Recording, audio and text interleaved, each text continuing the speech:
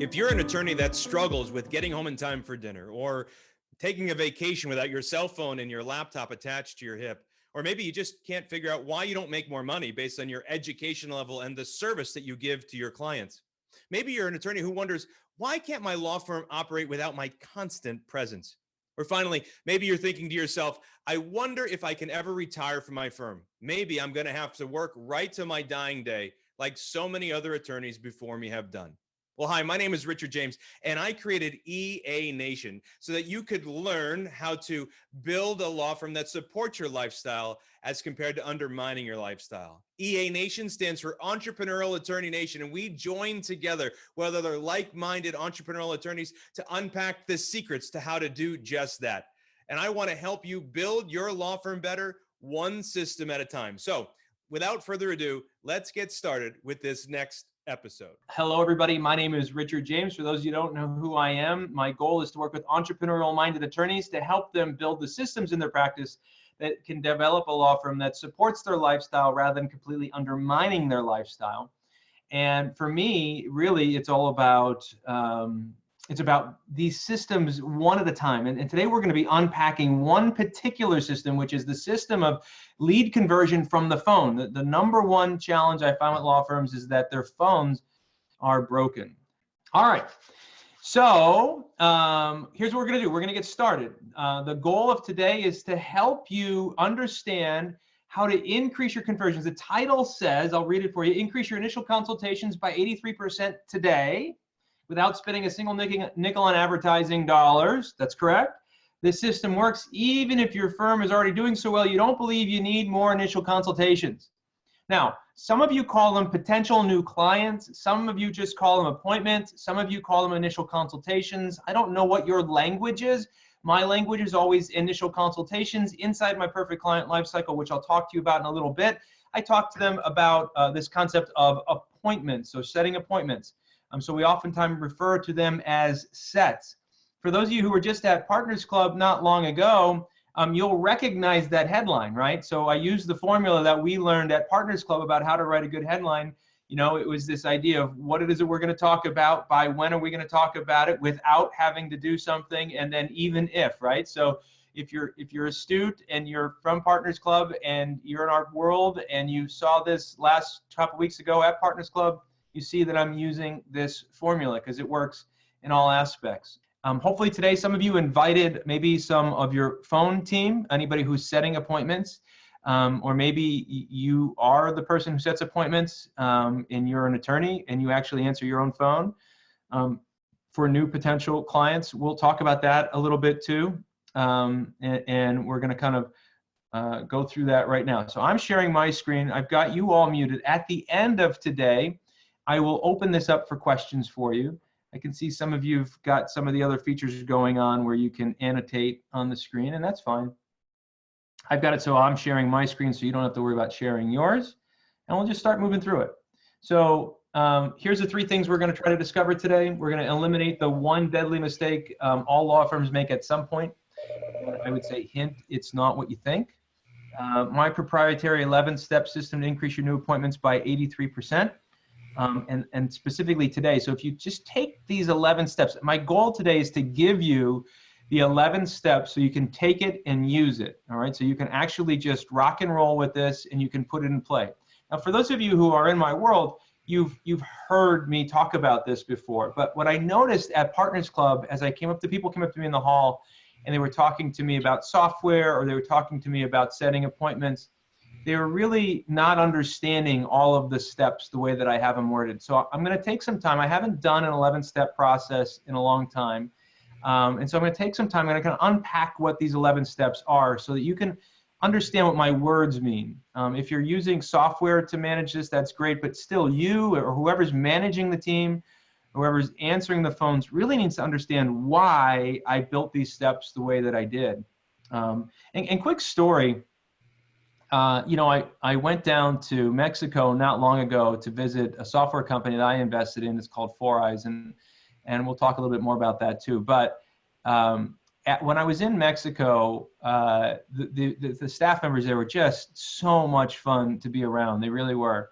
And in part that was because they made me feel real special, because they brought me over to where they had my 11 steps already on the wall. So they broke these 11 steps out and they put them on the wall.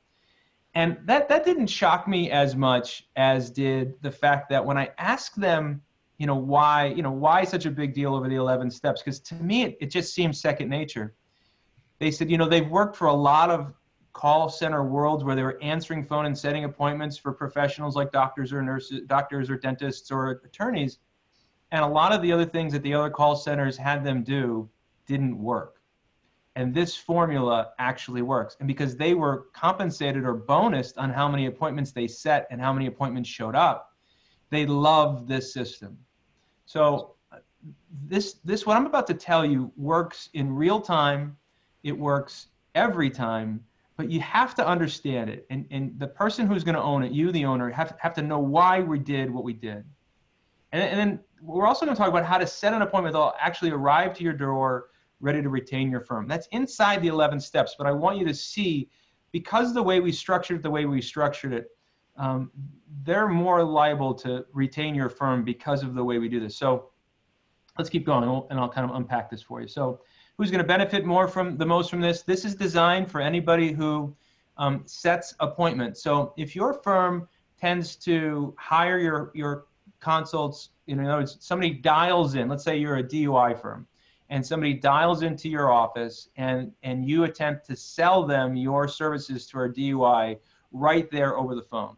Or somebody dials into your office and so their Social Security disability or PI, and you don't set a consult for them. You try to sell them right now. The structure of this isn't designed to make a sale, but what you need to know is it'll still work. You'll just need to do some tweaking. This particular 11 steps, I call the 11-step structure of setting the appointment, or the 11-step structure of the phone call. We have 11-step structures or 13-step structures for all different variants. So for collections, for making the sale, for doing different things. This particular 11-step structure we're talking about right now is about setting the appointment that will actually show up to the office. Now, I'll kind of unpack that for you a little bit more. So here's why this is important. This is a system inside of all the systems that I teach. So I teach entrepreneurial-minded attorneys how to build systems in their law firm that will set them free. And my goal is to truly get them towards freedom. But there's many different systems that they need to know. And what happens to me more often than not is when an attorney comes into my world, either for the first time or as a lead, or maybe they've been around for a while and they just come back to me and they go, I'm just finally starting to get it. I ask, well, what was your challenge? And they tell me that either they don't have enough time, they can't get home in time for dinner, they can't not work a weekend, they're working 7 days a week, 8 hours to 10 hours a day. They can't take a vacation, certainly without their cell phone or their laptop attached to their hip. Coaching their kids' baseball team or whatever, that's not even an option for them. Or they don't have any money. So they're not making enough money, the money they deserve to make, the money that, after all the money they've invested into time, education, both in time and in real dollars, they don't make the return on investment. Or maybe they don't have a system to retire. They're getting past 55. They're thinking about retirement and they're saying to themselves, I'd like to sell the firm or succeed the firm, but they don't have a system to do that. Well, this is one of the pieces of the overall systems you need to accomplish that goal. Okay, so I see we now have 69 people on the call. So for those of you who are just coming on, I'll do my friendly. This was what I was wearing when I started, okay? Because it's freezing in Arizona. You can all be happy about that. No more texts from me about how it's 80 degrees here and 20 degrees somewhere else. I get it. The rest of the world is warmer than I am right now. It's cold. The heat's on in my house for the first time in ages. Welcome to the call. Today we are going to be talking about how to convert more of your leads into appointments that actually show up and want to retain your firm. So let's keep moving. Before we go any further, we have to start with the same place we always start with. So I can see a lot of you on video. Hi, Jeff Kelly. We're going to start in the same way that we always start. And we are going to raise our right hand and we're going to take this oath. Now, here's what I'm going to have you do, okay? Because every one of you right now are thinking some version of, but wait a second, Richard, you don't seem to understand, I answer my own phones. This isn't going to work for me. Or Betty, who's been answering my phones for all these years, she has her way of doing it. She is not going to change the way she's doing it. Or, you know what, this might work fine in that big city like Phoenix, but, you know, in Paducah, Kentucky, this ain't ever going to work. So my point is, somebody out there right now is thinking, my business is different than yours. And so we start the same way we always start. So I'm going to unmute everybody real quick, and we're going to take this oath together. So it's going to sound like a cacophony, but we're going to do it. I'm going to unmute everybody and unmute everybody again. So, all right, raise your right hand, repeat after me. My business. My business is not different. It's not different. From yours. From yours. Fantastic. All right. Thank you for participating and muting you back again. So the premise here is that what I'm teaching you works in every single business I have ever built, specifically law firms, and now having worked with personally hundreds of attorneys directly and really taught to thousands of attorneys over my lifetime. This system works time and time again. But it is only one little piece of the puzzle, but it is a piece of the puzzle that can make you more money today. Like today, if you're not doing this, if something's broken, if your number of appointments that you're setting as compared to the number of leads that you get are not high, like 70, 80%, we've got a problem. And so we need to fix that today. Let's talk about it. So why is it important to learn now? Because if your perfect client lifecycle is broken, we're going to talk about that in just a minute. The only way to fix it is to start in the very beginning. And the very beginning stage is to set your appointments. But there's a bigger point here. I've been doing more and more reading about the legal Zooms of the world, and the online competitors are starting to creep up. And more and more of your competitors are getting more savvy about their marketing and advertising. I'm seeing it out there more. I'm hearing the cost per client acquisition is going up. If you don't maximize the number of people who pick up your phone and call you into appointments, we're missing a huge component of this puzzle. Think about this. Sally Smith is struggling financially. She's got credit card debt and she's being pounded on by creditors. And she realizes she needs help, and she picks up the Google and she starts Googling you, and she picks up the phone and she calls you. And for whatever reason, she will not set an appointment. Now, why would she not set an appointment? Well, in my experience, most times she doesn't set an appointment is because one of these 11 steps were broken. And the person that was answering the phone wasn't well trained. And there's lots of things that I mean by that. Sometimes Sally picks up the phone and she calls, and it goes right to the attorney's cell phone voicemail, and the voicemail is full. Sometimes Sally calls the law office and the law office doesn't answer. It goes to the law office voicemail and they have to call her back. Sometimes Sally picks up the phone and calls the law office, and the law office automatically puts them on hold because the same person that's answering Sally's call is answering everybody else's call in the firm as well, or maybe also greeting people at the front desk, and somebody just walked in and they didn't have time to answer Sally's call right there. Sometimes Sally calls the office, and when they're greeted, they can tell that they're not greeted warmly, and whoever answered the phone is in the middle of 10 different things, and they're completely distracted, and they can't give Sally the attention that she needs. And Sally then decides that this isn't a firm that she can instantly trust, because Sally determines trust within nanoseconds of the phone being answered. Sally might call and the phone may ring 10 times before it's answered, in which case Sally's already questioning whether this firm is for her or not. This comes under the concept of micromanaging the client experience, and inside of micromanaging the client experience, we are going to want to maximize the way in which we set appointments. And the reason we want to do that is because Sally needs help, and your job is to believe that you are the very best firm to help Sally. And in order for Sally to get that help, we need to get her to the next stage in the process. The phone call's job is not to sell Sally, unless that's your model. If your model is setting consults, the phone call's job is to just set the consult to get them to the next stage. So in order to do that, we have to follow a structure, not a script, but a structure. And that's what the 11 steps is all about. And the reason this is more important now than ever is because you've got more competition than you've ever had before, including not only other attorneys, but what's going on online.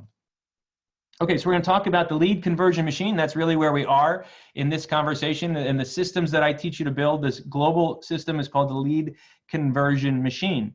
And so some people might go, well, I don't really know you all that well. Why should I listen to you? I'm not going to get into a whole big lengthy story. Just know that for those that need reminding, an attorney saw me speak from the stage a decade ago, asked me if what I talked about really worked. And I talked about all of this then. And I said, yes. And he said, prove it. I said, what do you have in mind? I went to work with him. We shared a desk kneecap to kneecap. And within 2.5 years, we built that to $3.5 million in annualized sales. And that was literally just two guys sharing a desk, growing it into 19 employees, and 2.5 years later. That's one part of the story. The other part of the story is that guy, that attorney, got his life back. He didn't have a life. He made money. He was already successful making money before that, but he didn't have any time. He couldn't take vacations. And so we got him to that number, but he was able to take the vacations too. But I think more importantly is it's specific to this particular lesson. If we talk about Bert Diener, and I said I would talk about 4 Eyes in a little bit. Bert started into my world, and his challenge is that his top side number, he was doing 7 figures a year, but his top side number, gross numbers, were nice, but his bottom side numbers, what I call the sanity numbers. I say it like this: for all of you who know me, the top side numbers are for vanity, bottom side numbers are for sanity. His sanity numbers were horrible. He was losing money every month. And so Bert and I really talked about, well, how do we increase conversion across the board? And one of the first things that we did was look at teaching him these 11 steps. And so he would take his team members and he would put them on my, what I called Your Staff Train calls, where I would take his team member and I would listen to a recording and I would train them through these 11 steps. And Bert loved this so much because his team members were coming back telling him about the great results, that what he did was he actually built some software on it. So it says it here that before, Bert was scheduling about 40 to 50% of all of his leads into consults.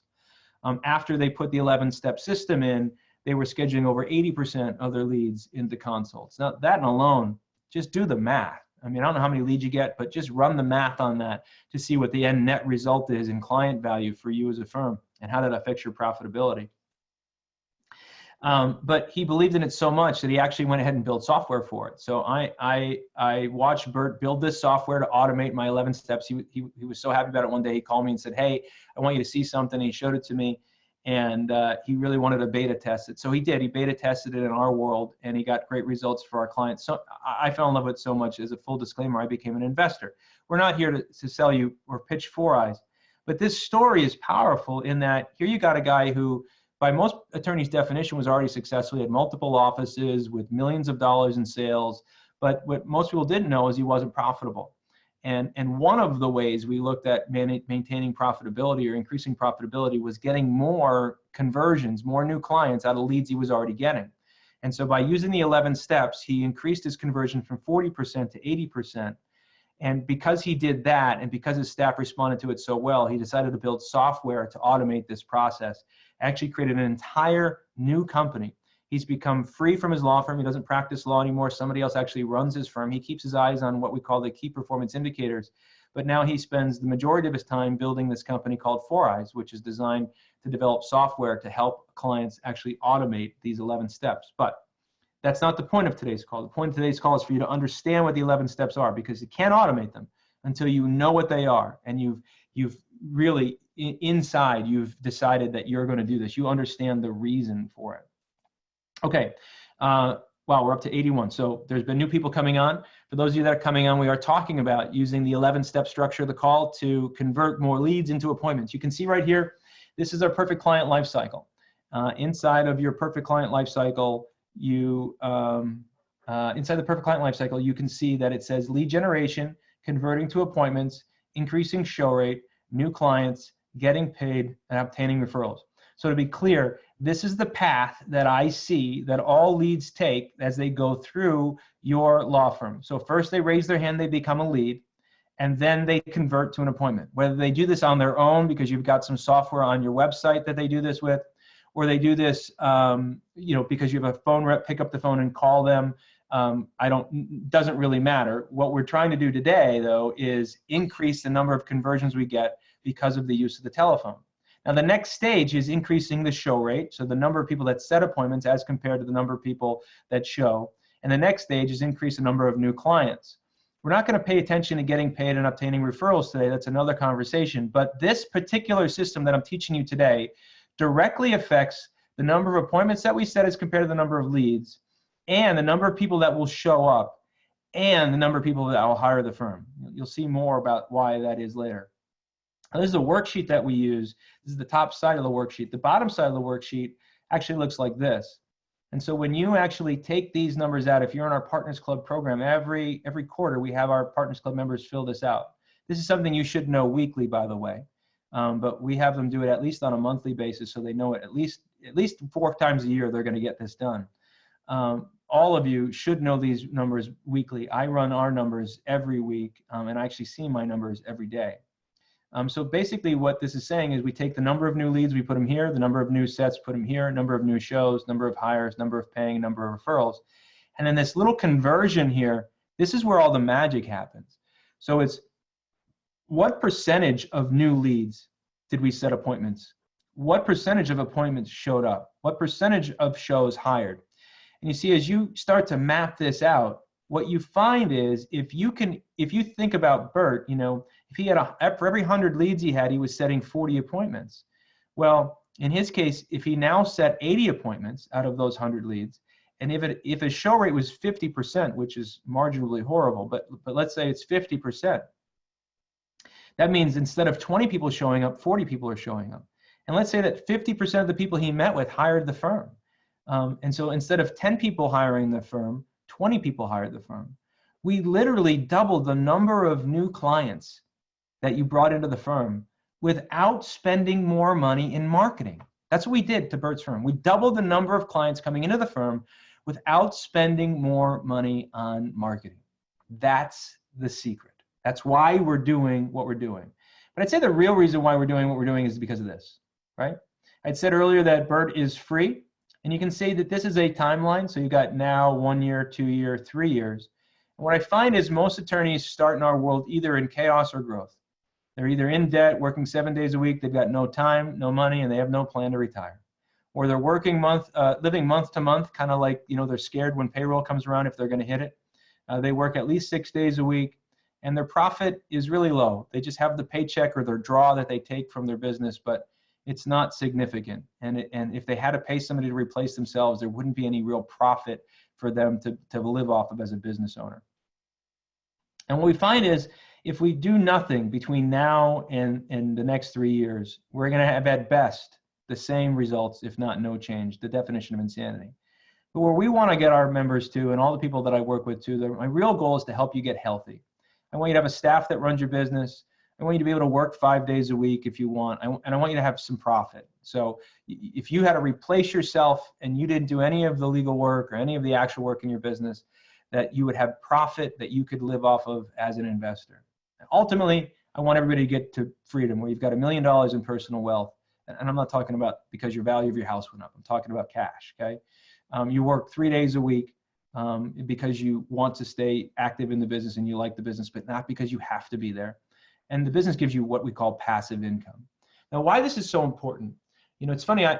Ron Morton, I don't know if Ron's on the call. Sorry, I got a lot of people on here. Ron Morton had me come on and be a guest at his law school yesterday, so Monday. So at 8 o'clock in the morning here, I jumped on and I did a webinar or a webcast similar to this for his law students. And I asked them, you know, how many of them consider themselves entrepreneurs? And only one hand went up. And then I asked, well, how many planned on going out and opening their own firm right after they graduate from law school? And like 2 hands went up.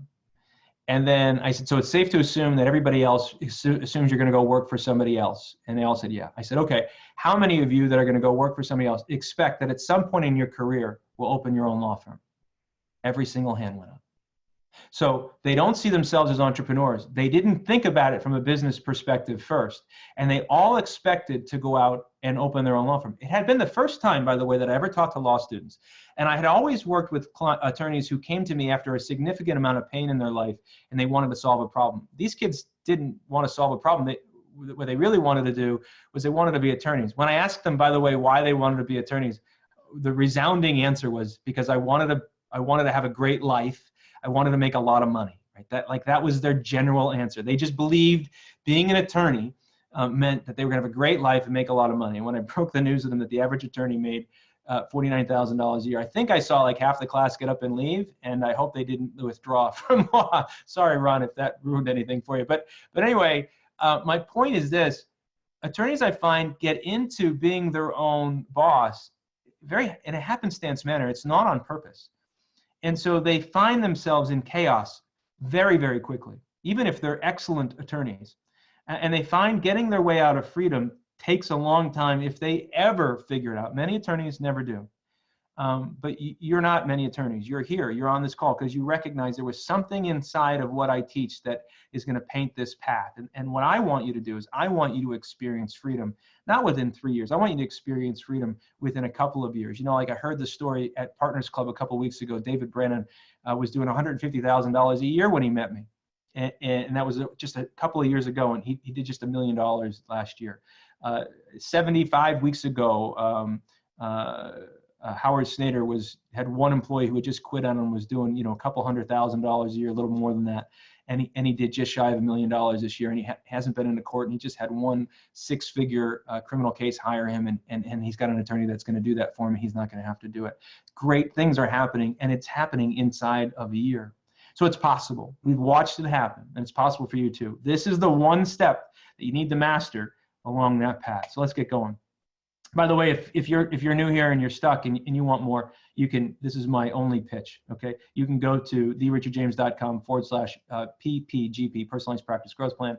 You can schedule some time with us, and we'll kind of unpack your practice and figure out what's working and what's not working, and we'll invest some time with you. It's a 20-minute call. We can figure it out. That's as big as the pitch gets. Let's get into the 11-step structure of the call. All right. So the first thing it says, I've broken these out piece by piece. The first thing it says is stop, pre-frame your state. And then we get into smile, ask the referral question, introduction, harvesting of data, relationship building, book discussion, asking for the order, choice of something and something, let them know the process, ask the do you promise question, and recap the relationship. I've highlighted two of the more important ones, which is relationship building and recapping the relationship. I've also highlighted in the presentation that's to follow this, the do you promise section. You can see that the let them know the process is in red. That's the section that I really need to make sure is scripted and it is memorized. I would also say that the introduction should be scripted and memorized. And as silly as it sounds, the smile should be scripted and memorized. You can hear and you can see me, but you can hear when I'm smiling on the other end of the phone. You just know when I've got a smile on my face, as opposed to, yeah, what's going on? Hey, how are you? Law I can't tell you how many times I hear this when I call law firm. Law offices. That's it. That's all I hear. Law offices. Are you kidding me? Right? This person is struggling, and they hear this sterile battle axe Bertha answering the phone, angry at the world because they've got to answer one more phone call in the middle of doing whatever else they were doing. It was bugging them. Man, I understand we're busy people, but I'm telling you, not only is it costing you real money, it's costing you the real goal here, which is you can't help that client, because if they lose respect for you or lose trust and they leave, you can't help them. So let's get into this. Stop. Pre-frame your state. The most important thing that the person who's answering the phone has to know is they have to stop and pre-frame their state. What I mean is, when the phone rings, I need them to become like a Pavlov dog. And I don't mean that in a disrespectful manner. I need them to hear the phone ring, and I need them to go, uh-oh, this is a potential new client. Let me freeze whatever else it is I'm doing, turn off my cell phone, close down the other screen, bring up my contact management screen, whatever it is I've got to do. I just got to pre-frame my state and say, okay, I am going to stick to the 11 steps. Let's have the 11 steps up on the wall. If I'm using software that's managing it like 4eyes, great. But I know what my job is. My job is to assume that that phone call is somebody who's in desperate need of our services, and that I'm the difference between them setting an appointment and getting the help they need and not setting the appointment and not getting the help that they need. To illustrate this for you, those of you who've been around for a while, you've heard this story, but it is an important story that I think is worth retelling. When I was a young man, I was in the funeral business. When I first started in the funeral business, I lived above the funeral home, and my grandmother lived next to me, and we had one line that rang kind of at everybody's house, my uncle's house, my grandmother's house, and my apartment. And like, she lived in an apartment next door to me. So anyway, at 2 o'clock in the morning, my uncle would practice with me. He would want me to answer the phone to see how I would do when somebody called at 2 o'clock in the morning. And of course, when I would answer the phone the first time, I said, Stroke Funeral Home. This is Richard. How can I help you? And he'd just go, not good enough, hang up, try again. And then he'd call me back, and not good enough, try again. And I wasn't getting it. And what I didn't know is my grandmother was also answering the phone, listening to what I was saying. And the next morning over breakfast, she said to me, Richie, she said, I think I can help you with your phone problem. I go, all right, what do I have to do? She goes, okay, when the phone rings, and it was this big old, the rotary phone, 3 click, click, click, click, 4 click, click, click, and it rang, and it like vibrated you out of bed. When the phone rings, what I need you to do, the phone won't ring more than 3 times. If it rings 3 times, it goes to answering service. It goes to answering service, that's no bueno, no good. So you've got to answer it on the 3rd ring. Or pardon me, you got to answer before the 4th ring. So she said, when the phone rings, you immediately have to swing your feet around the bed. She goes, and you have to sit up and you have to practice. You have to say, Stroke Funeral Home, Stroke Funeral Home, Stroke Funeral Home. And I would do that. And you had to get the frog out of your voice, right? And so I was practicing. She told me to practice Stroke Funeral Home. And she goes, and on ring 2, you would pick up the phone and you would say, Stroke Funeral Home, this is Rich. How can I help you? And it would sound like you were sitting there all night long, just waiting for the phone to ring. And you would be empathetic and you could be sympathetic to what was going on in that family situation because they had just had a loss. And so I did what Grandma said, and I did it. Ring 1, swing my feet across the bed. Ring 2, practice. Ring 3, answer the phone. Never let it get to ring 4. And she was proud of me, and my uncle was proud of me. Now I'm 22 years old. Fast forward 3 years later, I get married. I'm 25. My wife, who never stayed over the funeral home before, not because we wouldn't be willing to, but because my grandmother stayed next door, and that was a no-no, had never stayed in my bed. And so we were married, back from the honeymoon, first time. Calls are now coming back to me. And here we are, first day back into the marital bed, 3 o'clock in the morning, the phone rings, and I swing my feet around the bed. I start going, Stroke Funeral Home, Stroke Funeral Home, Stroke Funeral Home. And I grab the phone, and she looks over to me like as if she came out of The Exorcist, and her head spun around and goes, what the hell are you doing? I freaked her out, right? I make that story. It's kind of funny. I couldn't hear you laugh. I'm hoping you laughed a little bit. It's a true story. It's not made up. She will tell you it. If you meet my ECIB, my East Coast Italian bride, together now 32 years, married 22 years, 23 years this year, she would tell you that that is a true story. But the reason I tell you that is because my grandmother was wise enough to know that what I needed to do was I needed to pre-frame my state. I wasn't pre-framing my state. I didn't understand the importance. She put it to me like this. She said, honey, somebody just lost their mom or dad, and they're calling you, and you answer the phone like you're in a drunken stupor at 3 o'clock in the morning, and you just smoked a pack of Marlboros. She's like, you need to be better at this because we owe it to our clients to serve them in a way that they deserve to be served. I'm telling you, you need to owe it to your clients so they trust you from the very first second they answer the phone. Pre-frame your state. Sounds like I spent an awful lot of time on not even step 1, right? I did, because this is probably the most important part. If you get this wrong, if you're not ready to rock and roll answering the phone or making an outbound call, I'm telling you what, the rest of this isn't going to work, which is why I say it's great to have a software that manages it. It's great to know the 11 steps, but if you don't own this as the owner, if you don't make sure they know what they need to do and why this is so important to them, if you can't illustrate to them in a way that my grandmother illustrated to me, this is going to fail in your firm, okay? But if you get it right, you can get the emotional connection across to them, this is going to work in your firm. And by the way, if you're one of those attorneys, I guess I didn't mention this. The number one sin attorneys commit in a law firm almost every time is, until they came into our world, is they answer the phone. The last person that should answer the phone in your law office is you.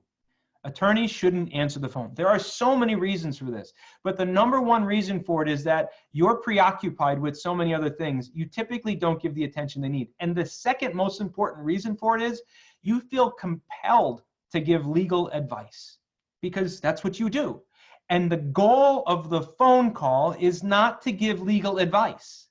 The goal of the phone call is to get them to the next stage in the perfect client life cycle, which is setting the appointment. So if you're a person who already still answers your own phone, I'm telling you, no matter how good you think you are at this, you are making a mistake. Hire somebody else to answer and make outbound phone calls to set appointments for you. I promise you, it will make you money instantly. Okay. Step one, smile. Okay. So we talked about this. You can hear a smile on the other end of the phone. Here is your cheat sheet moment for the smile. If you've got a phone rep who's answering the phone, the number one thing you want to do to increase the smile capture, increase their smile count on the phone is to buy them a mirror. Number one thing.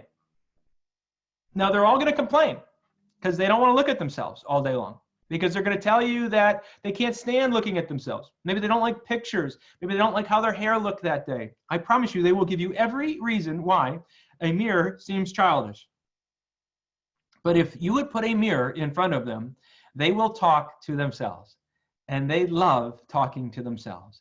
And they can see a smile. My wife, my ECIB, was my number 2 sales rep. I say she was my number 2. I would love to say she was my number 1, but I had a sales rep back when I owned pet supply companies that was just far better than anybody else I've ever met in my life. And my wife, having no experience in this whatsoever, stepped in and quickly became the number 2 rep. And she will tell you the reason why she became the number 2 rep is because I took a huge mirror. It was one of those 36 by 24s and had a really nice frame, and I put it up right behind her cube area, behind her monitors. And she had that mirror, and she looked at herself all day long. She messed with her hair, and she put on her makeup, but when she was on the phone, every time she dialed, she knew she was smiling. And she will tell you that that was the reason why she was able to do better than everybody. We had 10 other people on the phone, and she had no experience. How did she do it? Well, she's good, but she tells you that it's because she knew she smiled. Put a mirror on your desk. I promise you it will work. Ask the referral question. Most people get this wrong. Now, I wrote these with my understanding in mind, which is why I want to go through these with you. Normally, when people read this, they hear, oh, we're going to ask how they heard about the firm, right? So we're going to find out, did they call from Google, or did they call from our TV ad, or they call from the billboard, or we're going to find that out, right? We're going to figure out how did they come. It's a tracking mechanism. That's not really the reason for step number 2. While we will get that information, I prefer tracking not by report in that way. I prefer tracking with actual tracking phone numbers, tracking URLs, and the such. But what I want this to do is I want to set up the stage called building a culture of referrals. So when you build a law firm, in the beginning stages, you're doing an awful lot of advertising. And when you're doing the advertising is costing you a lot of money. But after you start to serve your clients over the years, your referral rate will start to go up. The number of referrals you receive as compared to the number of clients that you hire will start to increase, because you'll serve your clients well and they will spread a good word about you, and other referral partners will do that as well. Well, what I tell people is, let's not leave that to chance. Let's build a culture of referrals from the very first phone call. And so the way we do that is we ask the referral question. So the question goes like this. It's not, how did you hear about us? It's not, where did you find out about us? The question is, who referred you to our firm? Or who referred you to Attorney Smith? Or who turned you to Mrs. Jones? However you say it, right? But who referred you to our firm? Now that question implies that we expect and we accept referrals, okay? Who referred you to our firm? Okay, so they're gonna say, well, oh, nobody, I found you on Google. Oh, that's okay. I just wanted to make sure I determined if somebody sent you over, because Attorney Smith likes to say thank you personally to the people who send clients over to our firm. So now we've told them something else. We get enough referrals that we know to ask about it. We've also told them from the very beginning that Attorney Smith pays attention to who sends referrals and likes to say a personal thank you to anybody who does. Now, we didn't imply that there's a gift. We didn't imply that he does anything other than say thank you, but there's always that question mark. Oh, how does he say thank you? We've done a lot of psychological subliminal things that aids in the number of referrals that we start to get, because from the very beginning of the relationship with us, from the very first phone call, we've started the building the culture of referrals. That's what that question's about. Not, did they call from Google? Did they call from the TV? It is the referral question. Most important part is who referred you to our firm. Step number 3, the introduction. This is another one of those places that you want to memorize. So inside of the call, now people have taken, argument with me. Attorneys have argued with me that 3 and 4 should kind of get reversed, and you'll see why in a second. So I don't mind if you move this down a little bit, but what I want to make sure you do is that you memorize it. So I want you to know, or whoever's on the phone, I want them to know your elevator speech. Like, my elevator speech is really simple. I work directly kneecap to kneecap with a local attorney in Phoenix, and in 2.5 years, I took him from $0 in sales to $3.5 million in annual sales, right? So that's my really, really quick elevator speech. So we need to know what yours is. Attorney Smith has served over 13,150 clients since he's been in practice. He focuses only on family law, and he has a holistic approach to divorce. That's a lousy, but you get my point, okay? So you want to make sure we know what the elevator pitch is, and so they need to know what that introduction is. And if Attorney Smith wrote the book on the subject, we want to include that into this mix. And we'll talk about that in a second. So the introduction, never guess what we're going to say. Don't say something different every time. Write it out, script it out, have it memorized. Harvesting of data. This is why I say sometimes they like to flip 3 and 4 around. Sometimes what we do is we start to harvest the data right away. And I'm okay with that. I'm all right if we start going into harvesting of the data, but I do like structure because I like flow. So when we smile, right? So if we go back and we smile and we ask the referral question, so it's, oh, who referred you to our firm? Oh, you called on Google. Oh, no worries. And Mr. Smith just likes to say a personal thank you to anybody who referred to business. So I always ask that question because he gets an awful lot of referrals. Okay. And by the way, I don't know if you know this, but Mr. Smith actually wrote the book on bankruptcy because he served over 1,150 clients in the last 2 years, and he's eliminated, $9 billion in creditor debt. But before we go any further, what I want to do is I want to make sure the number that you're calling from, that's the caller that I see on your caller ID. Is that your cell phone, or is that your office phone, or your house? Oh, okay, that's your cell phone. Great. So is that the primary number you'd like us to call? And so now we're going into harvesting of data. Listen, if you call AT&T or Verizon or the cable company or any well-trained big dollar organization, what's the first thing that they do? They make sure they harvest and update your data. What is your address? What is your email address? What is your phone number? Why do they do that? Well, they do it so that they make sure that your records are complete, but they also do it for a reason that they never admit that they're doing it. And that's, if you're a new lead in that world, or if you're a new lead in your world, you paid to make the phone ring. So if you're a personal injury attorney, you may have paid $300 just to make that phone ring. Some clicks. Sometimes people pay $150 just to get a click in personal injury on a pay-per-click ad. You may have paid $300 or more to get a client to actually pick up the phone or prospect to pick up the phone and call your office. So if you've paid that much money to get that phone to ring, shouldn't you get every single possible piece of information about that lead every single time? Yeah, you should. You should have their email address. You should have their cell phone number. You should have their home address. Why should you have all this stuff? Because if for some reason they get off this phone call and they don't set an appointment, or they set the appointment and they don't show up, or they show up and they don't hire the firm, we want to be able to communicate with them, as I like to say, until they buy, die, or unsubscribe. And I want to be able to do that with as many formats as humanly possible. So I need to make sure that I have their email address, that I have their cell phone number so I can send them a text message, so that I have their physical address so I can send them an unconverted lead direct mail piece, and so on and so on. So harvesting every single piece of information about every single lead, every single time is a fundamental important faction inside of a law firm. And it's one of those areas that law firms get wrong all the time. Do you know how many times I talk to law firms for the very first time, and I'll ask them their client lifecycle, their perfect client lifecycle numbers. I'll say, hey, how many leads do you have? And they will instantly go to the calendar and they will start counting the number of appointments they have on the calendar. And I'll say, well, why are you counting the appointments on the calendar? Well, that's our leads. Well, does everybody that calls your office schedule an appointment?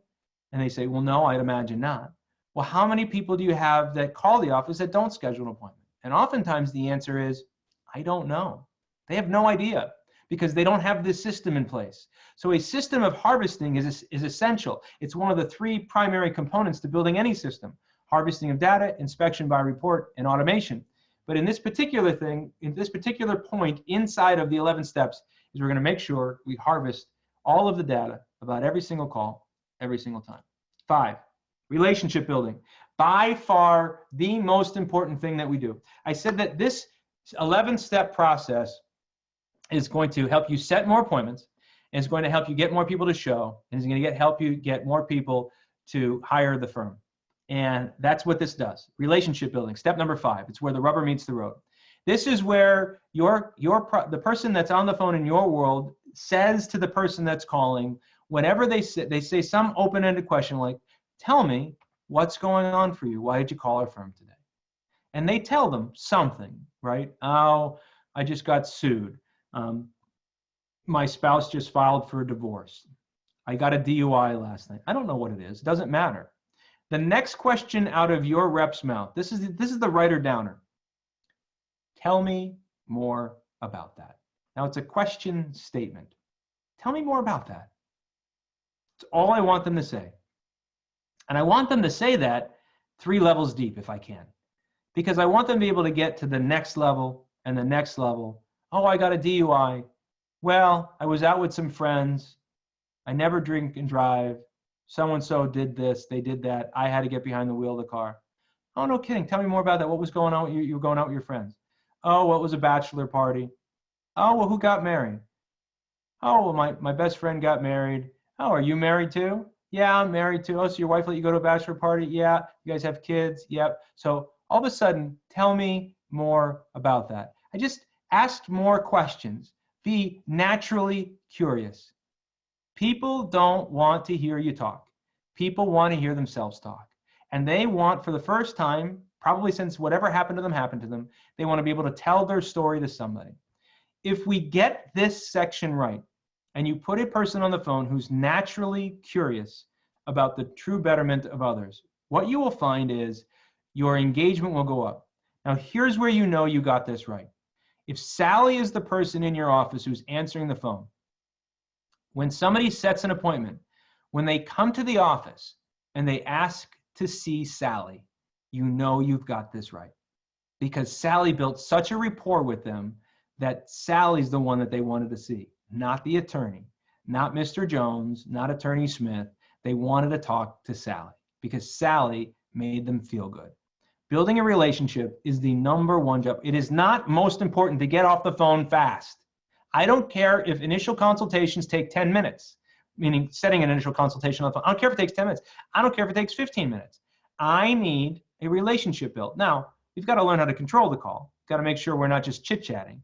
And we're going to make sure we bring it back to the main point. But we want to build a relationship, okay? Most important part of this process. Book discussion. If you've been around my world at all, if you've heard me talk at all, you know that I'm a fan of building authorship, celebrity, and expert. If you have a book, you should bring it up. So once they say their problem and they tell you what's going on inside of your book, you've likely told them what's going on. You've talked about their problem somewhere in your book. The person on the phone needs to have your book earmarked, dog-eared, highlighted, post-it noted, memorized. They need to know where every single problem is in that book. and they need to say to them, oh, you got a DUI and you're a nurse and you're worried about losing your license? Oh, no, you know what? Attorney Smith, he wrote about that in his book. I'm going to send you a copy of it, but you should write this down. Page 23, he talks all about losing your professional license if you get a DUI and what you need to do. And as a matter of fact, I'll probably send you an electronic copy when we're done too, but I want to make sure you know that's in the book. And so we just tie the book in. We reinforce the authorship celebrity expert. We're reinforcing that they are at the right place. The guy or gal that they're going to talk about literally wrote the book on the subject of the frustration that they're going through. You wrote a book, use it not only in your marketing, but use it inside of the 11-step plan. Okay, keep going. Asking for the order. So when you hire somebody on the phone, it's really important that you try to hire somebody with some sales experience. If you try to put somebody on the phone, like let's say you have a paralegal who has a really nice voice and you figure you're going to put he or she on the phone.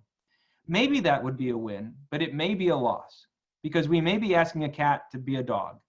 And what I mean by that is if they're not a salesperson, make no bones about it, the person answering these calls needs to be a salesperson. And the person doing the selling is the person doing the asking. And the person doing the talking is the person doing the buying. That's the rule. And so on a sales call, you have to ask for the order. And what that looks like inside of an 11-step system is you have to give them a choice of something and something rather than a choice of something and nothing. Let me give you an example. Most folks, when they're scheduling an appointment, will say, well, I have some openings in the next couple of days. What's good for you? That's a choice of something and nothing. Well, nothing's good for me in the next couple of days. Or would you like to schedule an appointment? That's a choice of something and nothing. That's a yes or no question. No. The question should be, hey, we've got some openings this afternoon. It looks like you're going to have your foreclosure happen on Tuesday. Today's Thursday. Mr. Smith has got some openings this afternoon or tomorrow morning. Which would be better for you to save your house? See, that's the choice of something and something, not something and nothing. Always the choice between two. And then when they say, well, morning would be better. Oh, great. Well, I have a 9 a.m. or an 11 a.m. Which would work better for you? And then people say, well, what if I don't have two choices on that day? Okay, well, give them a choice of that and something else. If that's not going to work, we could look into next week. So which is going to work better for you? Tomorrow at 9 in the morning, or do we have to look at next week? Don't just give them the choice of one, because if you give them a choice of something and nothing, there's a possibility that they say nothing. And if they say nothing, people love to say no. And once you get them down the path of saying no, before you know it, they are going to say no and they're going to leave the call. You have to control the process, which is why I want somebody who has sales experience setting appointments. Specifically, if they have appointment setting experience, even better. Okay, let them know the process. This again was another highlighted section. This is a memorization section. What I mean by that is, in many cases, your law firm will send a confirmation email that you'll want them to give. You'll give them directions on how to get to the firm. You'll tell them what to bring with them, hopefully very little. You'll tell them maybe what they have to do before they get there. I need this memorized. So, oh, Mr. Smith, I want to thank you for setting the appointment with Attorney Jones today. I want you to know that as soon as we're off the call, you're going to receive a text message notification about the appointment. It's going to have a link to some directions. In addition, we'll send you an email that will also have link to directions, as well as a link to the book that we talked about that Mr. Attorney Smith wrote. You can look at that right away. I'm also going to send you the book in the mail with some other information that you might find interesting. You should have that within the next 24 hours. Don't worry if that doesn't show up until after your appointment. That's okay.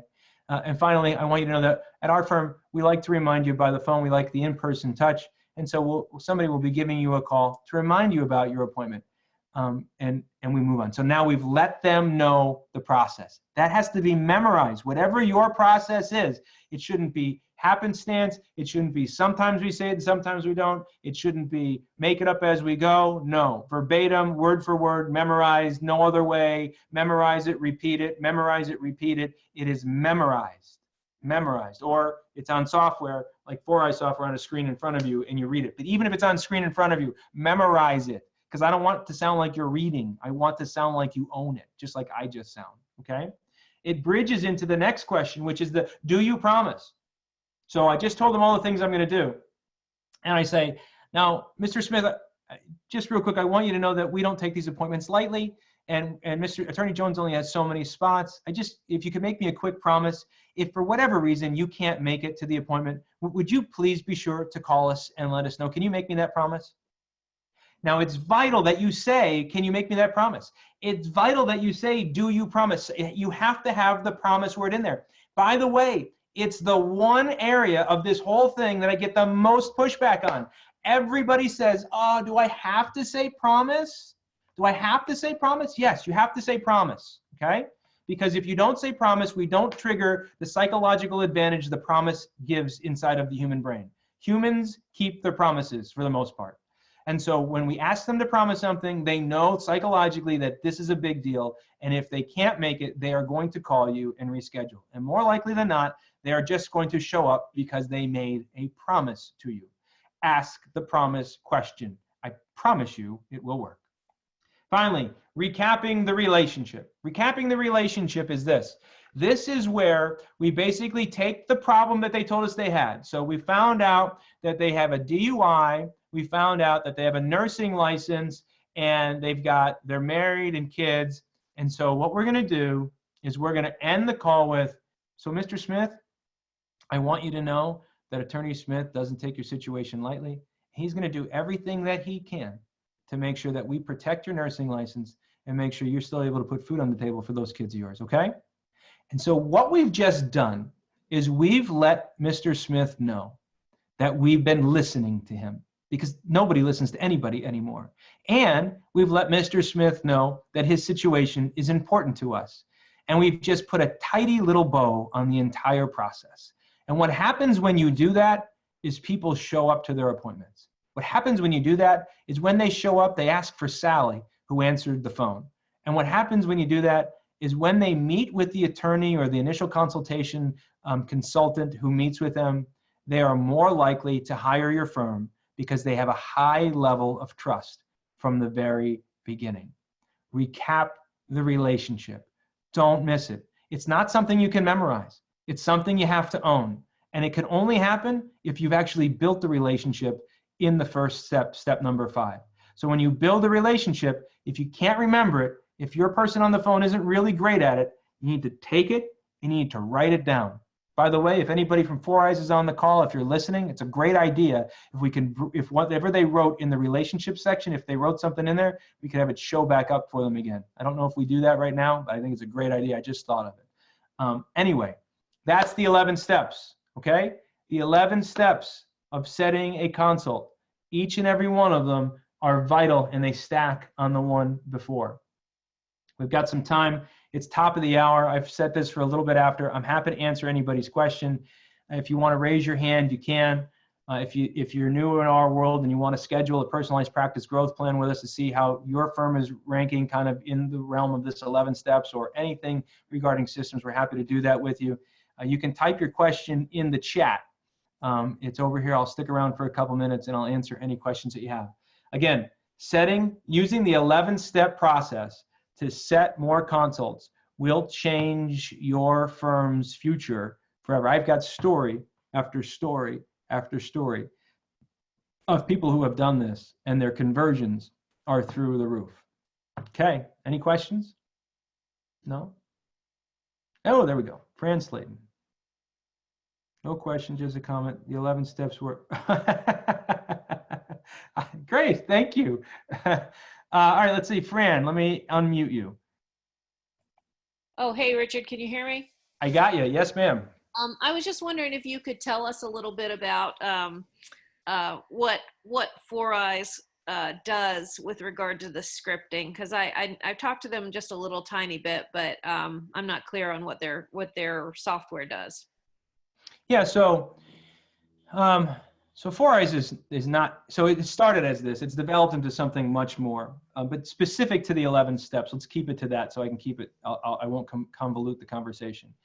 What it does is it ties into your phone system. So your voice over IP phone system, you need to use a voice over IP phone system. If you don't, they're easy to get, but it ties into your phone system And if you have a CRM like Infusionsoft, it ties into your CRM. If you don't have a CRM, that's fine. They use a database on the back end.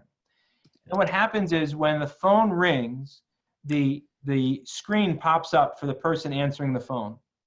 And it just walks them through step by step. And so the most important part about 4Eyes, the reason Bert designed it was, he found when he used the 11 steps, the conversion went up.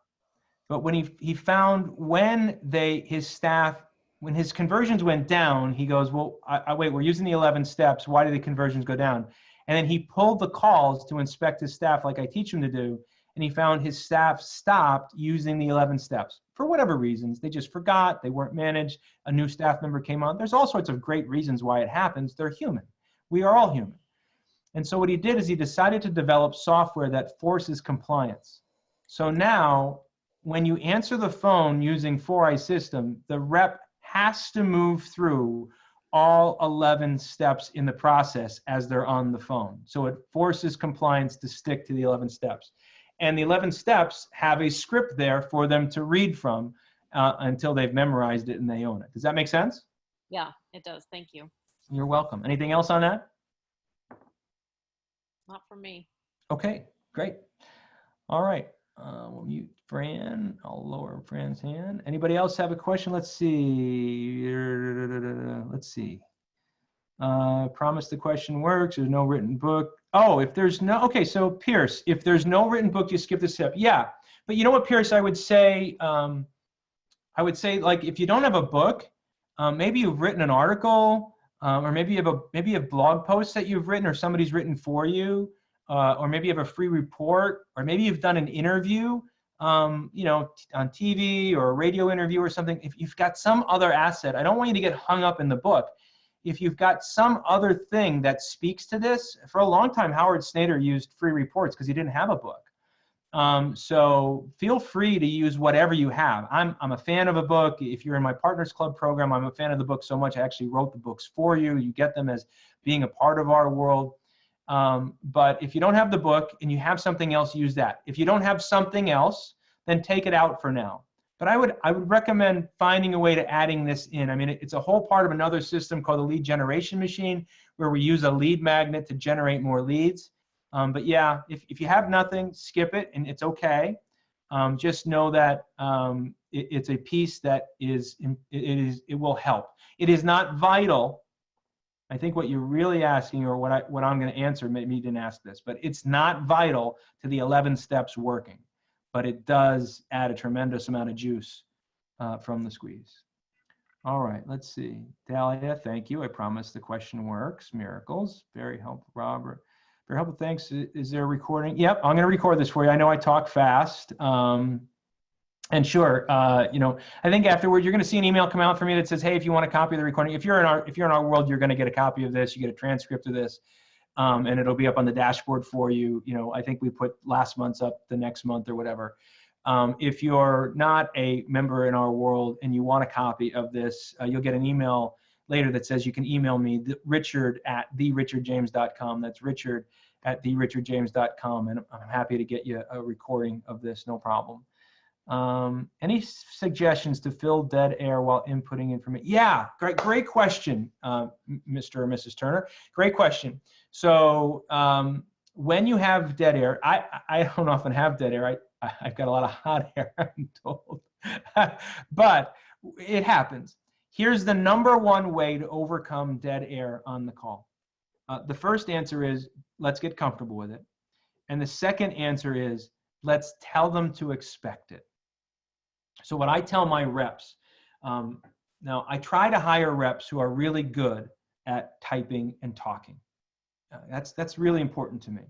But if they're not, and they're gonna have dead air, I just tell them in the beginning of the call when you're doing your introduction, just add in there. And by the way, as we're talking, I'm gonna either be taking some notes or filling out some information. So if you hear some dead air, that's why you hear it.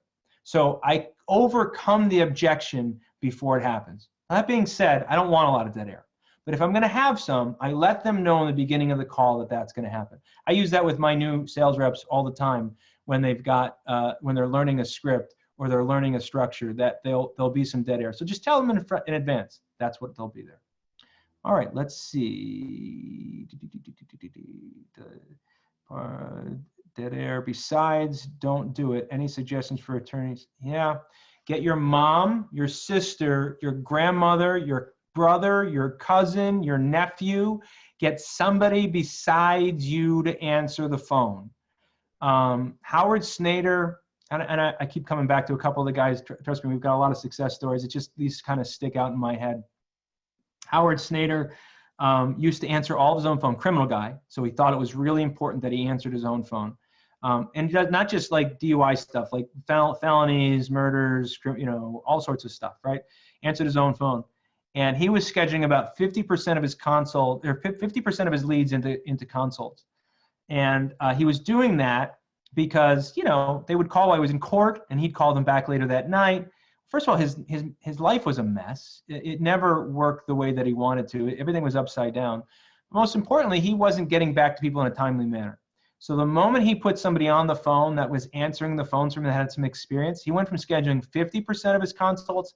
He told me he scheduled 100%. I'm not sure I completely buy it, but let's go with 100% because that's what he told me, that he was scheduling 100% of his leads into consults. Now, the reason why I'll actually believe it is because back then, Howard was actually getting all of his leads from referrals because many of his lead sources had dried up. His website got whacked by Google. He didn't have any other direct mail, any other lead sources. Today, he's got a few of them, but then he didn't.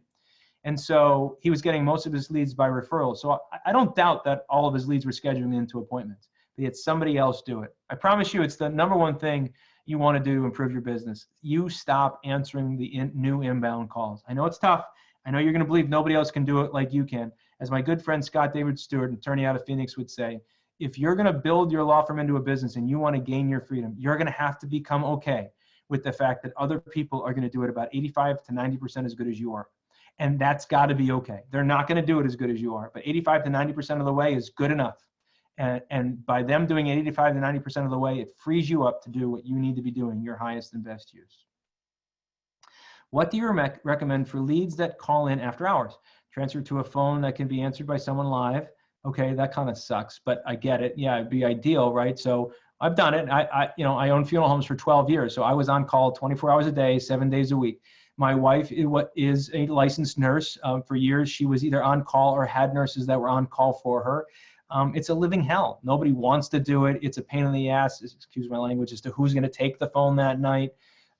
It's just miserable experience. If your calls have really, really high volumes and you really get a lot of after hours calls that are going to convert, it may be a strategy that you need to implement. Your other option is transfer to obtain an answering service. Yeah, so answering service is my general answer. So we use Lex Reception around our world. They're a sponsor of ours and a partner of ours, which means that they write a check to be a vendor in our live events. We use them personally, Lex Reception. They answer 24 hours a day. They answer in Spanish. They have access to an appointment setting calendar, so they can actually set appointments for you. I will say this, though. If you're going to use an answering service, whoever they are, don't assume just because they answered the call and set an appointment or whatever, that they actually follow these 11 steps, because they usually won't be able to for lots and lots of reasons. So you want to make sure you nurture that lead after it comes in by somebody else in your firm calling them back, even the next morning, to reaffirm the appointment, to rebuild those 11 steps again. You want to run through those 11 steps, even having the answering service answer it. Obtain answering service. That does not know 11 steps yet. Does 4Eyes allow for calls to be transferred to a different number? Sure. Yeah, absolutely. 4Eyes is just using the power of your VoIP system. So it just ties in, and all the power you have with your voice system and more comes with the 4Eyes capability. So, yeah. Do you think post 5 p.m. appointments are necessary for people that work? Yeah, so when I built the, is this Scott David Stewart? Is this Scott, or is this Amanda? Who is this? I don't know. It doesn't really matter. So yeah, my answer is, maybe it's not Scott, maybe it's another SDS. Anyway, my answer is this. When I built the firm in Phoenix, it was a bankruptcy firm and a tax resolution firm.